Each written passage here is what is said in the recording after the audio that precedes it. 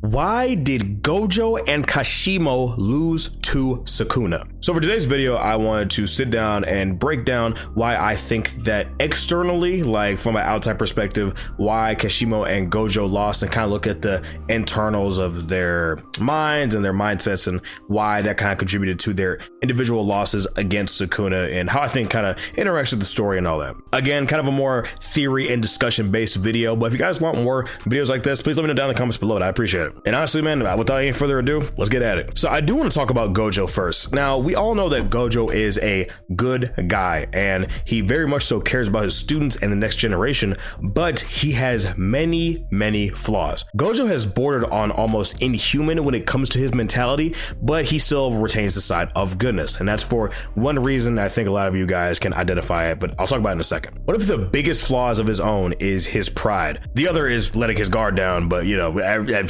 now, when it comes to his pride, it is actually almost devastatingly effective against him when it comes to the enemies that he faces. When Riko died, he was more excited about his own level up than avenging her. Like Toji said, he was high. Him discovering the fact that he could use reverse curse technique was just such a bombastic discovery for him that he didn't even care about avenging her or fighting Toji and all that. He literally was just like, oh, I can do this now. Wow, I alone am the honored one. We get that fantastic quote, and he still felt severe pain and loss after her death, but immediately he was more so concerned about himself.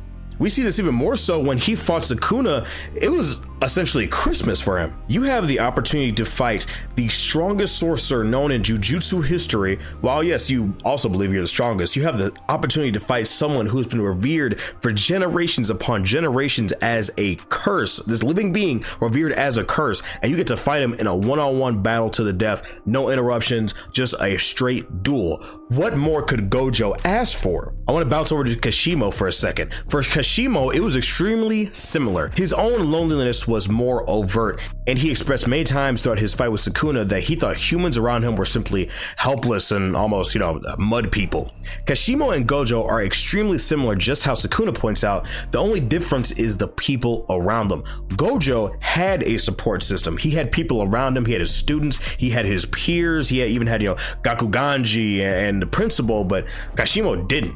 Kashimo didn't really care if he beat Sukuna. He just wanted to see if he could. He just wanted to see what the strongest sorcerer in history is like. I know a lot of people are upset how Kashimo went out, and I want to be completely honest, I don't think Kashimo is dead. I think he might be hiding or something, because I mean, number one, it's anime. I need to see a body. I need to see confirmation. Like, I don't really think he was off screen. It's possible. It's possible that what we saw was, him in the afterlife and all that, but I don't know. I feel like there's room for interpretation there. Now, when we talk about Sukuna is basically on the same side of the coin when we're talking about these two. Sukuna doesn't really care about being the most evil or anything like that. While yes, he does take pleasure in these evil deeds that he does, he ultimately wants to fight the strongest around and satiate his constant appetite and desire. Sukuna couldn't care less about being liked, praised, or even accepted by others. While yes, he has an ego, that's not his main drive. He even has the capacity to congratulate others when he feels praise is necessary. That's actually one of my favorite qualities about him as a villain. That's why he's up there with like Aizen and Madara and all these different things. That's why he's in these GOAT villain talks. He even thanked Gojo and Jogo sincerely because he felt that they were worthy of it. We even see little hints of this, like when Yuji lost to Chozo in their fight, and Sukuna essentially was like, how could you lose to such an inferior opponent? What is wrong with you? It's almost kind of like when White was chastising Ichigo in his fight against Byakuya, and White was kind of like, bro, you don't even know how to use your Bankai. Your body is like wrecking itself. What are you doing? So as we look at all three of these characters, we need to understand why they lost. As far as Gojo lost and Kashimo, they weren't fighting for anything. As we look internally, we understand that while yes, Gojo, he's a good guy, but even when we go to the flashback, I believe one of the translations that was shown early on was that he is a pervert of his own desires. That's all he really cares about. While yes, he did want to free Megami on some level, he really just wanted to fight Sukuna. He just wanted to win as badly as he could. He wanted to establish and dominate and Megumi was almost an afterthought. If this was any other sorcerer on Jujutsu Tech, they would be more concerned about trying to see if they could get Megumi out and not more so win a fight with Sukuna and almost kill him. You know what I mean? Gojo even says at the beginning of the fight, he's like, oh, you think Megumi's face is gonna, you think Megumi's face is gonna help you? No, he's like, I'm used to being on that kid.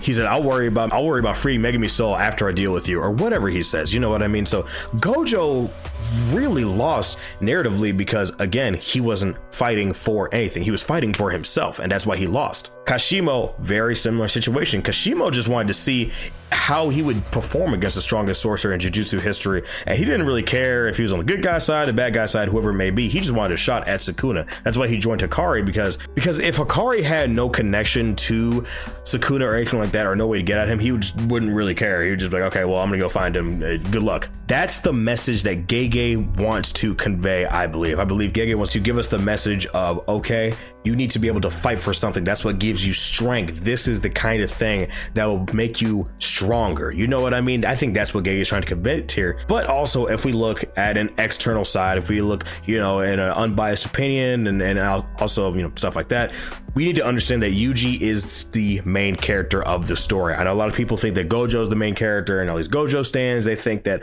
oh, well, Gojo is the main character of the story. No. Yuji is the main character of the story. In the first, 4 or 5 arcs, he was ahead of the game. He was at the forefront of the story everywhere. And yes, while he did take a backseat in the Killing Games, this story is still about him.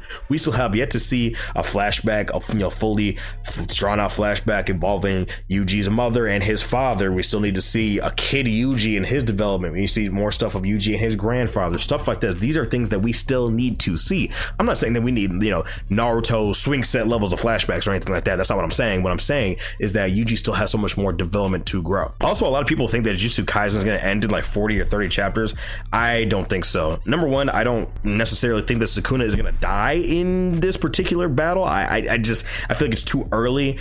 And two, Kenjaku still needs to be dealt with. And we know Kenjaku is a lot more cunning, more conniving. Like Sukuna's just more, out overt with what he wants. Kenjaku, he did tell Chozo, he's like, you know what? I just kind of see what happens with this cursed abomination. I just kind of want to see, what happens, and I want to experiment.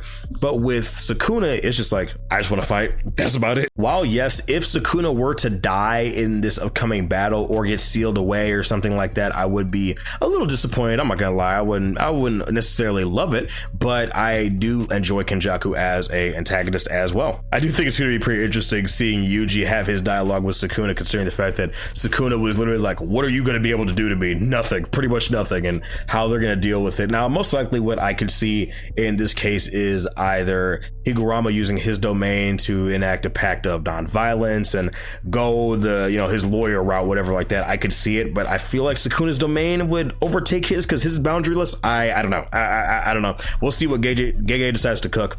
But yeah, this is just some things that I want to sit down and discuss, and why Gojo and Kashimo respectively lost to Sukuna. I don't really think it was an ass pull or anything like that. I think that everything was in the realm of possibility. Am I disappointed in Kashimo's, his ability? Yes, I would have liked to see, more electricity and all this stuff. I mean, just him being faster and punching harder. I mean, I don't really see what taijutsu was going to do against something revered as a deity. It's a little weird, but that's just my opinion. This is my thoughts. So let me know what you guys think down in the comments, man. Do you guys think that Gojo and Kashimo lost for different reasons? Do you guys love Sukuna? Do you hate him? Just, let me know down in the comments below. I would appreciate it. Anyway, guys, me, boy Daffy, guys. Thank you guys so much for joining me on this video. Make sure you leave a like and subscribe. And I'll see y'all in the next video. All right. Peace.